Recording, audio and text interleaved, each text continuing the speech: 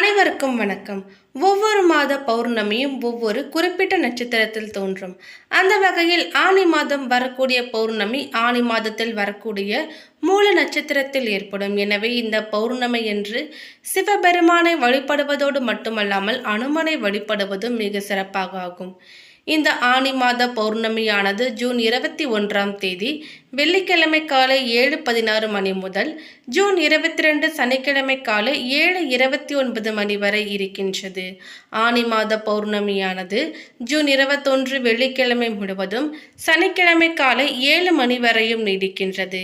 இந்த ஆனி மாத பௌர்ணமியின் பொழுது ஏற்படக்கூடிய கிரகநிலை கிரக மாற்றங்களால் விருச்சிக ராசியை சேர்ந்தவர்களுக்கு எப்படிப்பட்ட பலன்கள் கிடைக்கும் என்பதை பற்றி தான் இந்த பதிவில் நம்ம இப்போ பார்த்து தெரிஞ்சுக்க போகிறோம். எனவே விருச்சிக ராசிக்காரங்க பதிவை பார்த்துட்டு இருந்தீங்கன்னா தொடர்ந்து பார்த்துட்டு வாங்க. அது மட்டும் இல்லாமல் நீங்கள் இப்போ தான் நம்ம சேனலை ஃபர்ஸ்ட் டைமாக பார்க்குறீங்க அப்படின்னாலும் கண்டிப்பாக சப்ஸ்கிரைப் பண்ணிக்கோங்க. அப்படியே பக்கத்தில் இருக்கக்கூடிய நோட்டிஃபிகேஷனுக்கான பெல்லைக்கானையும் கிளிக் பண்ணிக்கோங்க.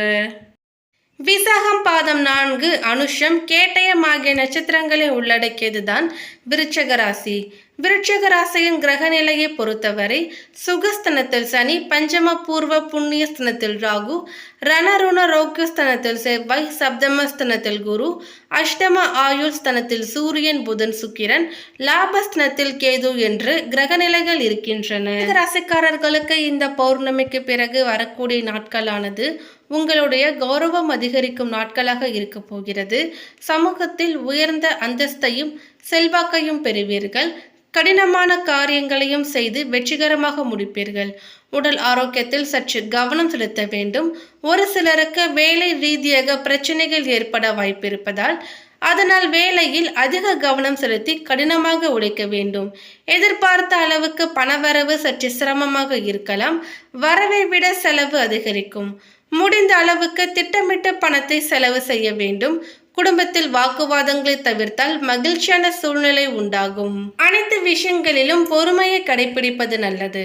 குடும்பத்தில் அவ்வப்பொழுது ஒரு சில பிரச்சனைகள் ஏற்பட்டு மன அமைதியை பாதிக்கப்படுத்தலாம். கூடுமானவரை மற்றவர்களை அனுசரித்து போவது நல்லது. பிள்ளைகளை அவர்கள் போக்கிலேயே விட்டு பிடிக்க வேண்டும்.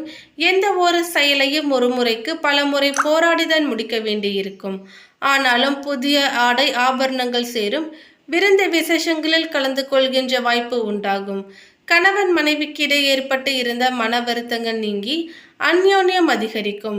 வெளி வட்டாரத்தில் மதிப்பு மரியாதையும் அதிகரிக்கும். அரசாங்க விவகாரங்கள் சற்று இழுபறியாகலாம். உறவினர்கள் வருகையால் வீட்டில் மகிழ்ச்சி நிலவும். ஒரு சிலருக்கு குழந்தை பாக்கியம் உண்டாகும். ஆனாலும் உடல் நலனில் அதிக கவனம் செலுத்துவது மிகவும் அவசியம். அலுவலகத்தில் பணிச்சுமை அதிகரிக்கும். எந்த ஒரு வேலைகளையுமே சற்று கஷ்டப்பட்டுதான் முடிக்க வேண்டியிருக்கும். தீவிர முயற்சியின் பேரிலேயே உங்கள் கோரிக்கைகளும் நிறைவேறும். சக ஊழியர்களால் ஓரளவு உதவி கிடைக்கும். தொழில் வியாபாரத்தில் அதிகமாக உழைக்க வேண்டும். ஆனால் அதற்கேற்ற ஆதாயம் கிடைக்கும் என்று சொல்வதற்கில்லை. பங்குதாரர்களால் வியாபாரத்தில் லாபம் அதிகமாக கிடைக்கும். மாத பிற்பகுதியில் அரசாங்க வகையில் எதிர்பார்க்கும் காரியங்கள் அனுகூலமாக முடியும். வியாபாரத்தை விரிவுபடுத்த வங்கி கடனுதவியும் கிடைக்கும். குடும்பத்தை நிர்வகிக்கக்கூடிய பெண்களுக்கு மகிழ்ச்சி தரக்கூடிய மாதமாகவே இருக்கும். குடும்ப பொறுப்புகளை நிறைவேற்றுவதில் சற்று சிரமம் இருக்கலாம். அக்கம் பக்கத்து வீடுகளில் உள்ளவர்கள் உதவிகரமாக இருப்பார்கள். அலுவலகத்திற்கு செல்லும் பெண்களுக்கு பணிகளில் சற்று கவனம் தேவை. அடுத்ததாக பாதம் 4 விசாகம் நட்சத்திரத்தை சேர்ந்தவர்களுக்கு சப்தமஸ்தனத்தில் சஞ்சரிக்கும் குருவால் வாழ்க்கையில் எதிர்பார்த்த வளர்ச்சியை அடைவீர்கள். இதுவரை இருந்த சங்கடம் விலக ஆரம்பிக்கும். குடும்பத்தில் சுப நிகழ்ச்சிகள் நடைபெறும். திருமண வயதினர்களுக்கு நல்ல வரன் அமையும். புதிய தொழில் தொடங்கும் முயற்சி நிறைவேறும். அரசு வழியில் எதிர்பார்த்த அனுமதி கிடைக்கும். ஆதாயம் அதிகரிக்கும். உத்தியோகம், தொழில், வியாபாரம் போன்றவற்றில் ஈடுபட்டு இருப்பவர்களுக்கு விருப்பங்கள் பூர்த்தியாகும். செல்வம் செல்வாக்கு அதிகரிக்கும். எதிர்காலத்திற்குரிய பாதை தெரியும். நோயால் பாதிக்கப்பட்டு இருந்தவர்களுக்கு ஜூன் 19 முதல் நிவாரணம் கிடைக்கும். ஆரோக்கியம் சீராகும். அலைச்சல் குறையும். குடும்பத்தில் இருந்த பிரச்சனைகள் முடிவுக்கு வரும். ஒரு சிலருக்கு புதிய சொத்து சேரும். மாணவர்களுக்கு மேற்கல்வி முயற்சி அனுகூலமாகும். நீங்கள் ஈடுபடும் செயல்களில் எல்லாம் வெற்றி ஏற்படும். அடுத்ததாக அனுஷம் நட்சத்திரத்தை சேர்ந்தவர்களுக்கு உங்கள் ராசிநாதன் செவ்வாய் 6ஆம் இடத்தில் ஆட்சியாக சஞ்சரிப்பதால் இதுவரையில் இருந்த சங்கடங்கள் எல்லாம் விலக ஆரம்பிக்கும். எதிர்ப்புகள் மறையும். இழுபறியாக இருந்த வழக்குகளும் முடிவிற்கு வரும். உடல் நிலையில் இருந்த சங்கடங்களும் காணாமல் போகும். துணிச்சலாக செயல்பட்டு நினைத்ததை சாதிப்பீர்கள். இந்த நேரத்தில் உங்கள் நட்சத்திரநாதன் சனி ஜூன் 19 முதல் வக்ரம் அடைவதால் உங்கள் சந்தோஷத்திற்கு ஏற்பட்ட தடைகள் எல்லாம் விலகும். நினைத்ததை இனி சாதிப்பீர்கள். விருப்பம் பூர்த்தியாகும். குருவின் பார்வை ராசிக்கு உண்டாவதால் உங்கள் செல்வாக்கு உயரும். குடும்பம், தொழில், உத்தியோகத்தில் இருந்த நெருக்கடி நீங்கும். நினைத்ததை நினைத்தபடி நடத்தி முடிக்கும் நிலை உருவாகும். பொருளாதார நிலை உயரும். மற்றவர்களுக்கு உதவி செய்யக்கூடிய அளவிற்கு முன்னேற்றம் காண்பீர்கள். ஒரு சிலருக்கு புதிய சொத்து சேரும். குடும்பத்தில் சுப நிகழ்ச்சிகள் நடைபெறும். பிள்ளைகளின் எதிர்காலத்திற்குரிய வழிகளையும் உருவாக்குவீர்கள். அடுத்ததாக கேட்டயம் நட்சத்திரத்தை சேர்ந்தவர்களுக்கு உங்கள் ராசிநாதன் செவ்வாயும் நட்சத்திரநாதன் புதனும் இந்த மாதத்தில் உங்களுக்கு முன்னேற்றத்தை வழங்க இருக்கிறார்கள். குரு பகவானின் பார்வையும் சற்று நன்மைகளை வழங்கப் போகிறது. சப்தம குருவால் இனி உங்கள் வாழ்க்கை சந்தோஷமாகும். மனதில் இருந்த சங்கடங்கள் எல்லாம் விலகும். உங்கள் நிலையில் முன்னேற்றம் ஏற்படும். புதிய பாதை தெரியும். தம்பதிகளுக்கிடையே இருந்த சங்கடம் விலகும். ஒரு சிலருக்கு திருமணம் நடைபெறும். உங்கள் நிலையில் இருந்த பாதிப்புகள் விலகும். சனி பார்வையால் சங்கடப்பட்டு வந்த நிலை இனி மாறும். ஜூன் 19 முதல் சனி வக்ரம் அடைவதால் நோய்களில் இருந்து முழுமையாக மீண்டு வருவீர்கள். உங்கள் திறமை வெளிப்படும். பணிபுரியும் இடத்தில் செல்வாக்கு அதிகரிக்கும். வேலைக்காக முயற்சி செய்தவர்களுக்கு எதிர்பார்த்த வேலை கிடைக்கும். பண நெருக்கடி விலகும். வெளிநாட்டு முயற்சி சாதகமாகும். பொன்பொருள் சேரும். மற்றவர்களால் ஏற்பட்ட நெருக்கடி இல்லாமல் போகும். மேலும் பரிகாரமாக இந்த பௌர்ணமியானது வெள்ளிக்கிழமை காலை தொடங்கி சனிக்கிழமை காலை முடிவடைகிறது. பெரும்பாலான கோவில்களில் ஆனி பௌர்ணமி என்று அபிஷேகம், பௌர்ணமி பூஜைகள் நடைபெறும். எனவே வெள்ளிக்கிழமை காலை சிவன் கோவிலுக்கு சென்று அபிஷேகம் அல்லது பூக்களால் அர்ச்சனை செய்துவிட்டு வழிபடலாம். அதை போலவே அம்பாள் துர்க்கையம்மன் வழிபாடு செய்வதும் அன்னதானம் செய்வதும் சிறப்பு. பௌர்ணமி என்று சிவன் மற்றும் பார்வதி இருக்கக்கூடிய படத்தை வைத்து வணங்குவது வீட்டில் சுபிட்சத்தை ஏற்படுத்தி கொடுக்கும்.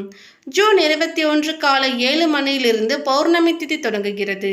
சனிக்கிழமை காலை வரை நீடிக்கிறது. எனவே இந்த ஆனி மாத பௌர்ணமி வெள்ளிக்கிழமை காலை முதல் சனிக்கிழமை காலை வரை கிரிவலம் செய்யலாம். மேலும் இந்த ஆனி மாத பௌர்ணமி வெள்ளிக்கிழமை என்று வந்திருக்கின்றது. நிறைந்த சுபிட்சமான வெள்ளிக்கிழமை என்று மகாலட்சுமியின் ஆசியும் அருளும் கிடைக்க, வீட்டில் செல்வ கடாட்சம் நிறைந்து இருக்க பௌர்ணமி நாளில் ஒரு சில மங்களகரமான பொருட்களை வாங்கலாம். மேலும் இந்த ஆனி பௌர்ணமி வெள்ளிக்கிழமை என்று வருவதால் மஞ்சள், குங்குமம் போன்ற மங்களகரமான பொருட்களை வாங்கலாம். ஆனி பௌர்ணமியை முன்னிட்டு கல்லுப்பு மற்றும் சோழிகளையும் வாங்கலாம்.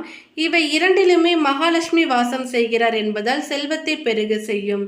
நிறைந்த பௌர்ணமி நாளில் புதிய ஆடைகளை வாங்குவதும் நல்லது. அதுவும் வெள்ளிக்கிழமை என்று புத்தாடைகள் வாங்குவது வீட்டில் செல்வத்தை மேம்படுத்தும். மகாலட்சுமிக்கு பிடித்தமானவை என்பதால் இளஞ்சிவப்பு மற்றும் வெள்ளி அன்றைய நாளில் வருவதால் சுக்கிரனின் நிறமான வெள்ளை, சந்தனம், வெளிர் சந்தனம் போன்ற நிறத்திலும் ஆடைகளை வாங்கலாம். மேலும் வெள்ளிக்கிழமை வீட்டில் செல்வம் பெருக வெள்ளி நாணயம் வாங்குவது இன்னும் நல்லது. ஒரு சில சமூகங்களில் மகாலட்சுமி பூஜையிலும் பயன்படுத்தப்படுகிறது. அதே போலவே வெள்ளி மகாலட்சுமி வாசம் செய்கின்ற பொருட்களில் ஒன்றாகும். இது அதிர்ஷ்டத்தை அதிகரிக்கும் என்றும் சொல்லப்படுகிறது. யானை பொம்மை வாங்கி வைப்பது குடும்பத்தில் செல்வ நிலையை மேம்படுத்தும். ஆனி பௌர்ணமி என்று நீங்கள் யானை சிலை அல்லது உலோகத்தால் செய்யப்பட்ட பொம்மைகளையும் வாங்கலாம். இதனால் வறுமை நீங்கி குடும்பத்தில் மகிழ்ச்சியும் அமைதியும் நிலவும். வாங்குவது மட்டுமல்லாமல் பௌர்ணமி நாளில் தானம் செய்வது பல மடங்கு புண்ணியம் தரும். எனவே தண்ணீர், ஆடை, குடை, உணவு என்று அவரவருக்கு முடிந்த அளவு முடிந்தவற்றையும் தானம் செய்யலாம். ஒவ்வொரு மாதம் வரும் பௌர்ணமி நாள் நிறைந்த நாளாக அறியப்படுகிறது. இந்த நன்னாளில் எல்லா சுப காரியங்களையும் செய்ய துவங்கலாம் அல்லது அதற்கான பேச்சுவார்த்தைகளையும் தொடங்கலாம்.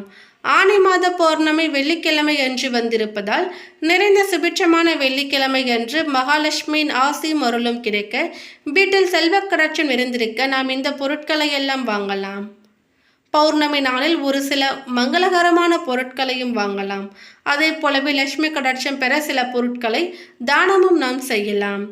மேலும் இந்த தகவல் உங்களுக்கு பிடித்திருந்தால் லைக் பண்ணுங்க, ஷேர் பண்ணுங்க. இது போன்ற பல சுவாரஸ்யமான கணிப்புகளை நீங்க தெரிஞ்சுக்கணும்னா எங்க சேனலை சப்ஸ்கிரைப் பண்ணிடுங்க. மேலும் நோட்டிஃபிகேஷனுக்கான பெல் ஐக்கானையும் கிளிக் பண்ணிக்கோங்க. தேங்க்யூ.